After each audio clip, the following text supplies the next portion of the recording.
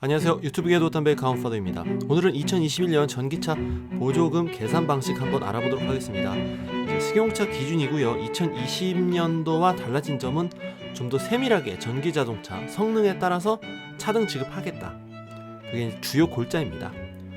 자동차 성능이라고 하면 이제 연비, 주행거리, 에너지 효율인데 저공해차 보급 목표제 대상 기업, 대상 업체 차량 여부 및 목표 달성을 고려해서 최대 800만 원 범위 차등 지급한다고 그렇게 알려졌습니다.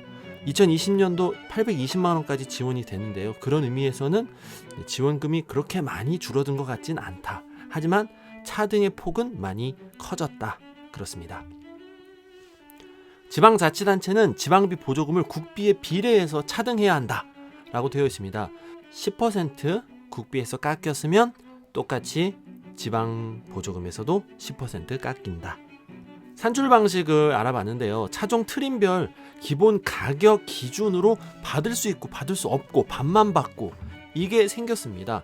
그래서 9천만 원을 넘어가는 9,001만 원부터도 보조금 없고요. 6천에서 9천만 원짜리 전기차는 50%만, 그리고 6천만 원 미만은 네, 그렇습니다.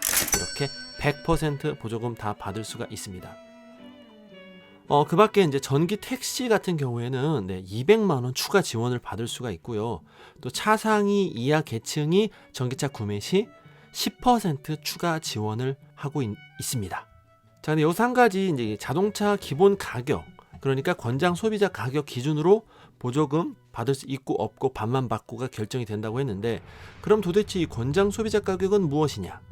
자, 우리 이제 추억 속으로 들어가 보면 이 과자 뒷봉지에 있는 3,650원짜리 이게 바로 그 권장 소비자 가격입니다. 과거에는 차량의 공장도 가격 플러스 개소세 플러스 교육세를 기준으로 했는데요. 이번에는 거기에다 이제 부가가치세, 관세 등 제세금을 포함했습니다. 그래서 좀 더 늘어난 권장 소비자 가격을 기준으로 보조금을 준다고 하네요. 그래서 조금 아쉬운 결과는 우리 모두가 사랑했던, 사고 싶었던 그 자동차 멀리 갈 수 있어서 이름이 롱레인지인 이 녀석, 난 더 이상 힘들 듯. 하지만 너무 걱정하지 마십시오. 기가 팩토리가 건설 중이고요. 또 4680 대용량 배터리가 또 출시가 되면 좀 더 효율적이고 저렴한 그런 전기차가 나올 것 같으니까요. 아마 6천만 원 아래 나중에 희망해 봅니다. 뭐 한 3천, 2천짜리 가능하겠죠.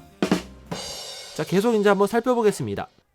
다음 식을 바탕으로 차값을 구하여라. 이 문제는 고등학교 수학 문제가 아닙니다. 네, 전기 자동차 보조금 산출 계산 방식이죠. 참 복잡하죠. 하지만 생각보다 의외로 간단합니다. 하나씩 살펴보면 첫 번째 연비 보조금은 420만 원을 최고 주는데, 한마디로 연비 좋은 차 많이 줄 거다. 420만 원까지. 그 다음 주행거리 보조금은 주행거리 많이 나오는 차 280만 원까지 많이 줄 거다. 주행거리 안 나오면 조금밖에 못 준다. 이런 뜻이 담겨져 있고요.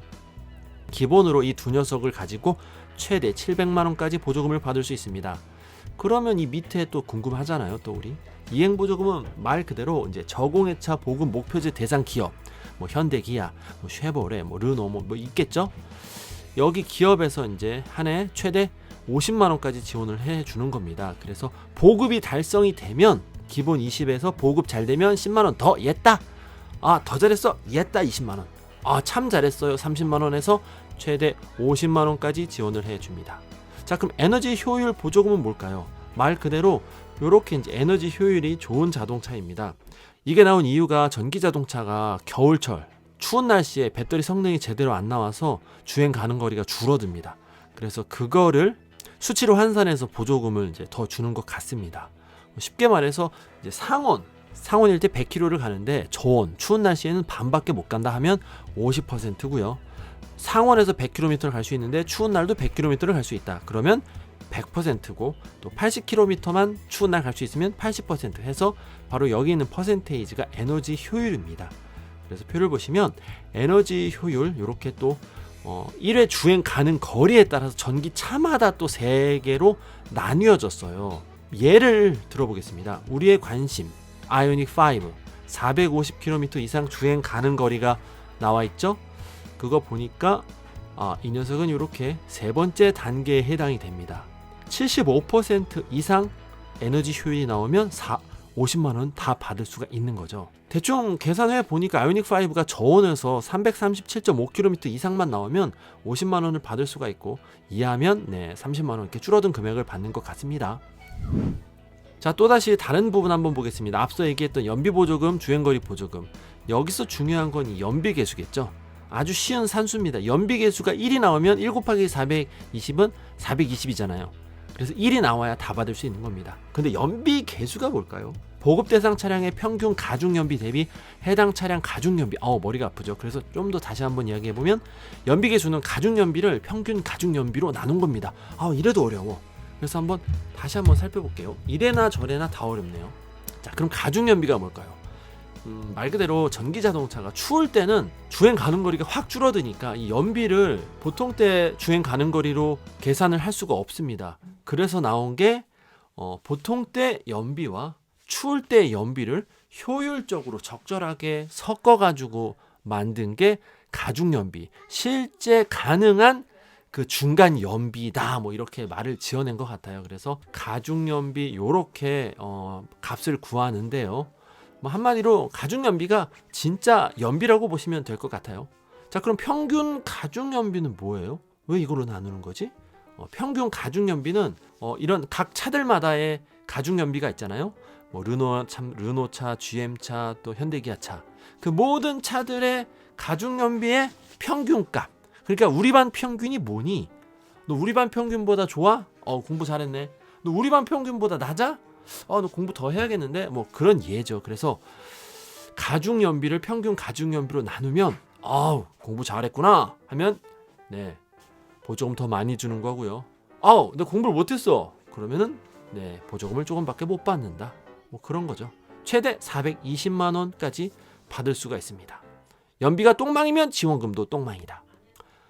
자, 또 다른 주행거리 보조금 280만 원도 한번 보겠습니다. 여기도 주행거리 계수가 나오는데요. 이건 조금 더 산술이 복잡합니다. 그래서 0.001을 곱하고 플러스 0.31을 더하는데 다 필요 없고 그냥 가운데 거, 가중 주행거리 150km 미만은 0.6, 400km 초과는 1.11.